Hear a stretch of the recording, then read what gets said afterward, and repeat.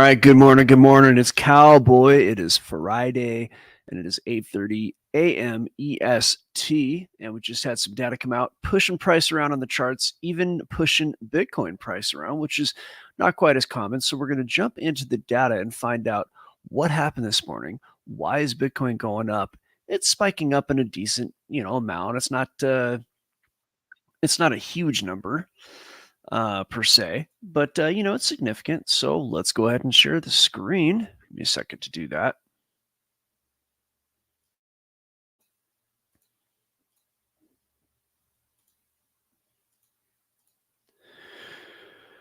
Okay, here we go.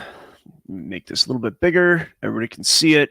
You got USD. You got a lot of data coming out for the USD, and still more to come in the next hour and a half. You got earnings, employment, and unemployment data. All came out dollar week. Okay, so it looks as if the current data is significantly different to the what do you call it to the estimate here. You got 0.2% versus 0.3 for average hourly earnings month over month. Of course, it's in increments of basis points, so you're it's either going to be 0.2 or 0.3, or there's no like 0.25 in there. So the percent change is kind of blocky on that. You got non-farm employment change, and that's actually pretty significant, going from 240 down to 170. So what's that going to be? 7 times? Oh gosh, that's like a 40% difference. That is significant. Unemployment rate's a little bit higher than expected. V the Gorilla in the house. How are you, sir? Hello, namaste. How are you? Good. How are you, sir? I'm doing quite well, Oh my Yes, God, yes. that's wonderful. I'm so happy to have you here on a Friday. It's Oh, I am drinking coffee. It's so oh, wonderful. good. Every Yeah. day, every day I drink coffee. It's a very wonderful thing. Is it pink coffee? Very gay for you? No, I only like the dark coffee. Oh my God, you're racist. Very racist. Oh, good. That's very good. Good. Yes, it's very. All right, we got Lisa Gray in the comments, having some fun there. Opus Minimus. So look, I got this. I did this today, and I did it a few times this week. I typically don't trade news events. Everybody knows that. Okay, anybody who's watching the show knows that. If everybody knew that, we'd be having a much bigger crowd. But I did see some things in the price action that I like this morning, and what I've been doing is, before this big fat candle up that was due to all the news that I just talked about, I had a trade on. I threw a trade on, and I just threw it on like as soon as I got up. I saw that the higher time frame was bullish, so the path of price was probably going to be up unless the news was significantly different. So with the path of price being up, with a bullish bias, right, I went ahead and threw on a relatively small trade. And I entered, I don't know, let me see here, 6. So I entered like maybe about here. I put my stop loss just below a local low. Okay. And I calculated that there are circumstances where it might have been actually quite a bit lower than this. Let's just see. Let's see where that was actually before I start talking here. I can undo, and that line will pop up at some point. There it is. Okay, so you can see on the screen, possibly. I might have to make that line a little thicker for people to see it a little bit better there. That yellow line was my stop, and I entered at about, say 545, something like that. So probably around here is where I got in. I had a stop loss there, and I had to take profit that was just based on some other items. It was a lot higher than this, but what I kind of, because there was a bullish bias, by the time this news came out, price had been in profit for me. So what I'm doing is, if there's a bullish bias before the news comes out, I take the stop loss and I put it above my entry, right? That way, if the news takes the against me, where, right, if it pushes price down instead of up, it goes against me, then I get stopped out into just a hair amount of profit, or even just enough profit to cover fees. But if it goes in my direction, then I'm good to go. And I even took a profit before it got this high. I think I took profit right about here, which is great. almost a 4-to-1 instantly. So, and being as this is working out nicely, the worst thing can happen, unless there is a severe liquidity issue, the worst thing can happen is I get out on a break even or even a very small profit. And that happens a lot. These news events don't always go in just one direction, right? Even if the bias is up, sometimes it'll go down and knock stops out and then go up. So, that's all going to depend on the data. And, I'm fairly sure a lot of that is fudged, to be polite. But it's a great way to possibly grab some money out of the news. And it's just, it's like a safeguarded way to do it. And of course, these trades can go against you. It might be that even though you have an upward bias, it could go against you. But it was nice to yank a few steak dinners out this morning. You know what I mean? So that's just the kind of stuff that we do. It's the kind of stuff that I do anyway. Also, I think somebody talked about a Head and Shoulders on this yesterday, which I'm seeing it. I am seeing the Head and Shoulders right now on the euro. And for those of you who maybe are not familiar with the show, I actually prefer to trade Forex, or at least I like trading it as much as I like trading anything else. There are always opportunities in Forex. There's a lot because you're racist. It is because Forex is racist and everybody's racist. And if you don't think you're racist, it's because you're a racist. Exactly. Yeah. That's just how it is. And you can't criticize Israel either. Oh no, sir. They are the Holy Land, and you must. They're the chosen people. They're the chosen, and if you criticize them, you are what's going to hell. Well, you're not only going to hell, but you're going to jail. Going to hell. Yeah, and then you're going to go to hell after you go to jail. Yeah, jail and then hell. It's kind of just how it is. You criticize Israel. But this is a beautiful Head and Shoulders. I didn't even notice that. It didn't even occur to me. I had different targets, different reasons, but this is a beautiful Head and Shoulders right now. I was just talking to, who was it yesterday who killed it on a Head and Shoulders? Was it Camaro? Somebody was trading the Head and Shoulders. I'm looking through the private notes here, and I'm pretty sure it was Camaro, one of our private members. It might have been Clown World. Let's see here. Opening. Here's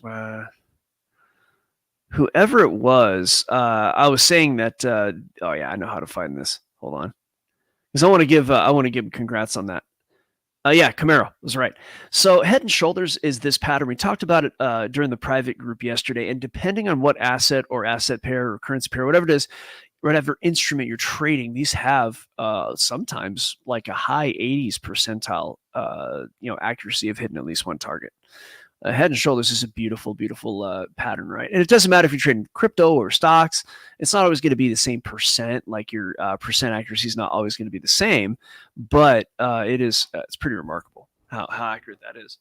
So anyway, I hit the button that allowed my mixer to also be a studio monitor, and now I don't feel like I'm on an airplane with my ears all jacked up. So anyway, how you doing, bro? I am doing quite well. Doing well at the doings. Yes, I'm doing. Oh my god! Not just doing, my friend, just double doing. So we think every day. We got Bitcoin in the charts, and what's BTC at right now? Let's take a look.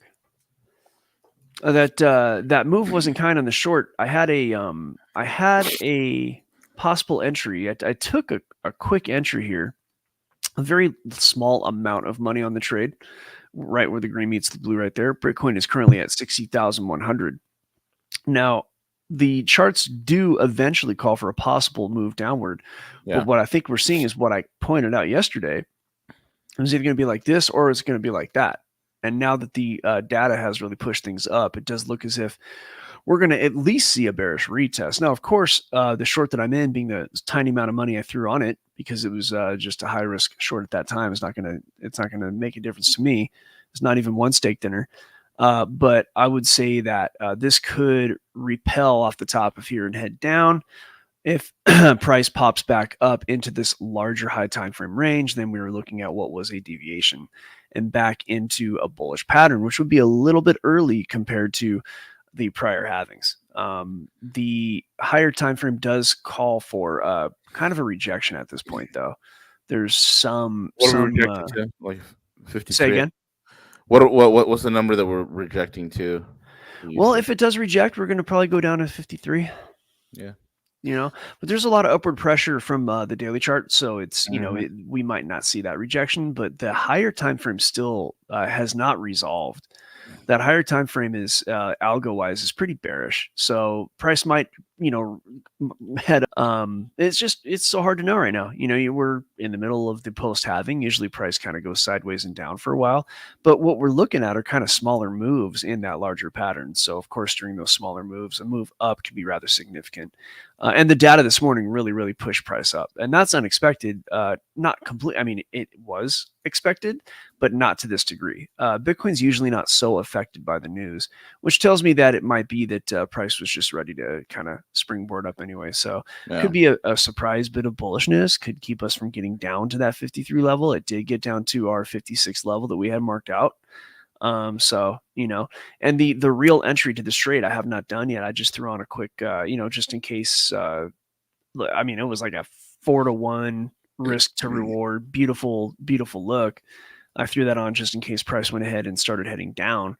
But like I said, a little tiny trade on that. So when you got 4-to-1 risk to reward, like you can put, say $500 on that and pull out 2,000 if you're successful, right? In this case, probably closer to 1,500 because I'm taking some money off a little earlier. But right now, it looks like that trade's not going so well. That's fine. That's why it was a small entry.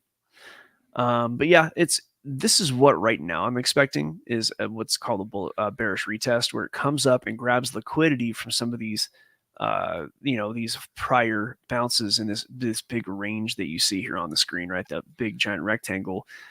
Price was kind of bouncing back and forth there, and it made a few bounces right at about 60,000, 60,100, and it kept getting protected until it didn't. And so usually where you see prior pivots, you see more pivots later. So I think a decent thesis is a bearish retest and a move back down, for which I've accounted in this trade. So we'll see what happens. Right now it's like probably 50-50 that it would come back up in this area and continue to bounce and a move into this prior range that is between, say, 60,700 and about 72,000. If price really moved back into that, this would be very bullish. We'll do one more thing before we go over to private is we'll take a look at the liquidity nodes. Let's get ourselves a fresh liquidity map. Oops. Let's try that again. Look at that. That's a shift. Yesterday, a lot of the liquidity was to the downside, but there's a lot of liquidity to upside.